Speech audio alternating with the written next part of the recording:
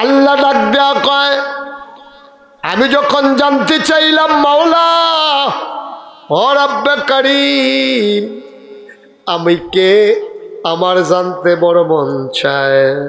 আল্লাহ ডাক দেয়া কয়, বান্দারে ও বান্দা, তোর পরিচয় আমি তো তোরে বানানোর আগে দিয়া রাখছি। ওই দিছেন আল্লাহ? কয় কোরআন শরীফ।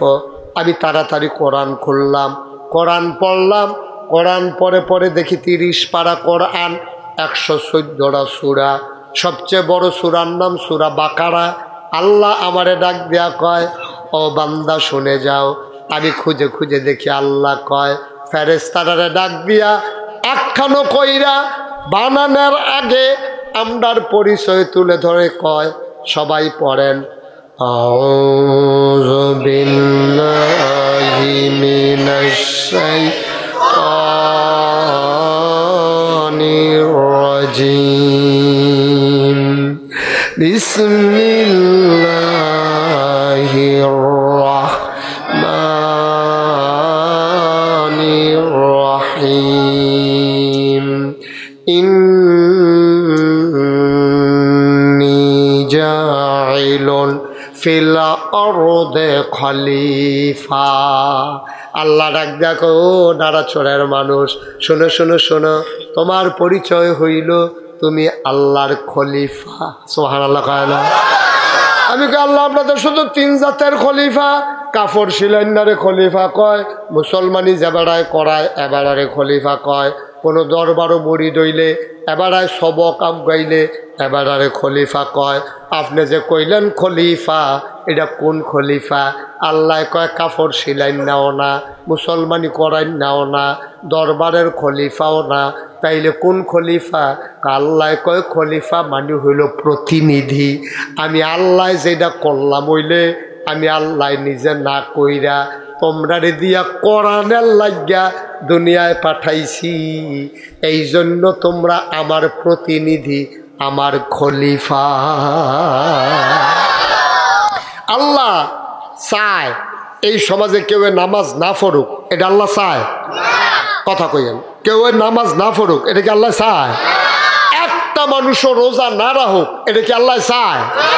আল্লাহ চায় সবাই নামাজি হোক, সবাই রোজাদার হোক, যারার উপরে হজ ফরজ হজ করুক, যারার উপরে জাকাত দেওয়ান জাকাত দেও, বেফর্দা না হোক, বেড়িতে ফর্দা ফুসিদার ভিতরে থাকুক, ফলাফাইনে রাস্তার মোড়ে দাঁড়াইয়া মাইয়া ফান্ডে টিটকারি মস্কারা নামাইরা নিজের বইন মনে কইরা কেউ টিটকারি মারত লইলে তারে বাধা দেও। এরপরে গিয়া মুরব্বীরারে দেখলে তে সম্মান করুক। তাই লাইল ঠেলতে ঠেলতে আমরা তারা যেন আরেক ক্ষেত না যায়, এটা আল্লাহ চায়। আল্লাহ চায় সুন্দরভাবে আমার বান্দাটি চলুক, যা আছে তাই, শশা চিহন্ডি পস্কুচারি ফুলওয়ালাডি ভুঙ্গাওয়ালাডি উফরে দিয়া দিয়া ফ্যাটমোড়া কোনাচ্ছা বেহা এডি তলে দিয়া এটা বাটফারি না কর। সুবহানাল্লাহ কয় না তো? আমরা তারা এই কাম করে নাকি করে না? সিহন সিহন ফুলওয়ালা কাটাওয়ালা কসকুচ্ছা দেখলে কামড় দিয়ালে তো মনে হয় এই হোমাডি উফরে দিয়া তলে দিয়া ফ্যাট মোড়া বেহা গাড়তেরা এই দিদি নিচে দিয়া দিয়া সেটা এক দামে বেড়াইতের মতো কংসনগর বাজারও নিমসার বাজারও বেচা ইয়া পড়ছেন। আপনি ধোঁকাবাদ, আপনি প্রতারক, এটা আল্লাহ আপনাকে চান না এরকম হন। আপনি কইবেন ভাইও অরে করে হমান লাড়া দিয়া নিতা ফারো খুললা দাম এত পড়বো, ভাল লাগলে নাও না ভাল লাগলে নাই। আপনি এই সিহন্ডি উফরে রাখা মডারি ভিতরে রাখা আলু উত্তর গড়েরটি দিয়ে হাইয়া দক্ষিণ গড়েরটি বেড়াই বেচা লাওন, এই কারবার হবে না, ঠিক কিনা কন? আল্লাহ এটা চান না, কিন্তু আমরা এটাই করি। আমরা এটা করি না কি করি না? ওয়াজ উফরে পড়লো পড়ুক, আমার যদি দুষ থাকে তো আমার উপরে ওয়াজ করবো, অসুবিধা কি? স্বীকার করেন, একবার কাম করবেন আবার অস্বীকার করবেন, এটা যেন না হয়। আমরা এরকম এক জাতের আলু দেখাইয়া আরেক জাতের আলু বেশি নাকি বেশি না? আমরা সিহন কসকুচা সোসাইটি দেখাইয়া ফ্যাট মোড়া গাড়তারা গাড়ের কাছে দিয়া বেহা তারপরে ইয়া মোড়া এইরকম বেশি নাকি বেশি না? এটা করণ যেত। আল্লাহ মন চান না। আল্লাহ কয় তুমি খলিফা, সুবহানাল্লাহ কয় না?